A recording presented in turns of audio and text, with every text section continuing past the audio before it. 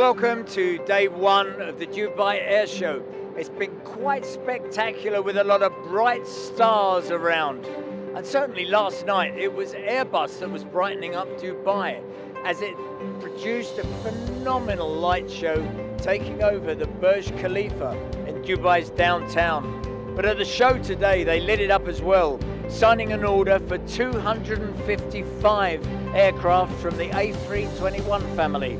That's with the A321neo and for the XLR versions, going to Indigo Partners, including Wizz Air, Frontier, Volaris and JetSmart. And of course, more aircraft means more maintenance. And that's been one of the key issues at the show today. Maintenance, and nowhere more so than with Saudi Arabia's Saudi Airlines. Now Mark, back in the studio, I think you've got information on that one. Thank you, Alan. Saudi Arabian Airlines made a strong statement of intent here at the show, with His Excellency Ibrahim Al Omar, the Chief Executive, putting pen to paper on no less than 4 deals here in the maintenance and services sector. Contracts were signed with its services giant, Saudia Aerospace Engineering Industries. Number 1 with Honeywell for APUs, number 2 with Thales for IFE, number 3 with Leonardo for helicopters, and number 4, no less, with GE for CFM56 engines. And there was more on MRO from Jordan's Joramco. The company, now part of Dubai's DAE, confirmed having had a very strong COVID. Its expansion plans are now back on track. It's done a land deal at Queen Alia Airport for more hangars, but is moving abroad with negotiations underway for new facilities in the UAE. One of these could be earmarked for a growing new business, passenger to freighter conversions. Yeah, look, it's the flavour of the period, and it is going to be for the next 2 or 3 years. We're hoping to move into a larger P2F market. We've started with our partnership with UUDS, looking at the 737-800s, and that's going to be something that will drive our expansion in terms of our hangar capacity increase as well.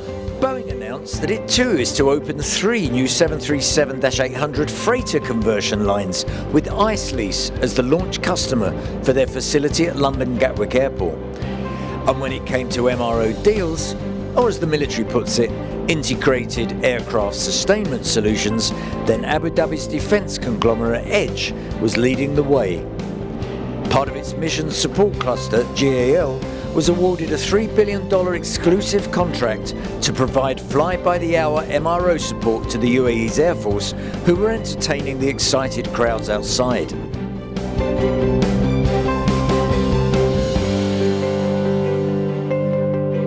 The show has certainly been buzzing, with government delegations and royalty touring the show with the official party. The event was officially opened by Sheikh Hamdan bin Mohammed bin Rashid Al Maktoum, the Crown Prince of Dubai. The show features more than 160 of the world's most advanced aircraft in the air and on the ground. Taking a special interest of the Calidus light attack aircraft, which is made in the UAE, but from an original Brazilian design, was Brazil's president, Jair Bolsonaro. Well, yesterday, of course, we talked about the 777X. Mark Pilling has been out to get the inside story. It's back. The 777X is here, it's at Dubai, it's in the air. It flew here, the 15-hour flight, its longest overseas trip to get here. There are 50 engineers. They live on board, they breathe this aircraft to make sure it flies during the show. There are some great features, of course, here. There's 24 ballast tanks. They are moving water around as fuel burn occurs to keep the centre of gravity good. There's avionics tracks, there's test equipment. It's one of 4 test aircraft in the 777X program. The aircraft has some great features, of course. The GE90 engine's just over there. Some great and remarkable features of technology that Boeing is bringing to bear here. Well, good morning to the first day of the Dubai Airshow. I'm with Deputy Chief Pilot Heather Ross, and this is her baby, the 777X. Heather, what really makes the 777X stand out for a pilot? As far as what sticks out as for a pilot, as far as this airplane goes, I think the displays are really key as far as the information that can be projected out onto the airplane and the flexibility of that information. Another new feature, we have these optional heads-up displays, And they're wonderful because, again, so much out the window capability. The pilot can be flying, eyes out the window, looking for traffic and seeing all the flight information that they need to. Brilliant. And from a pilot's point of view, how good is this aeroplane to fly? Come on, give it a bit of a talk it up a bit for us. It's really great. It actually is a wonderful airplane. Our first opportunity to fly overseas for an extended period of time was to get here to the air show, and the airplane performed really flawlessly. So that's all we've got time for today. Don't forget you can get all these stories and so much more on our show business dailies that are being handed out at the show, or of course are available online.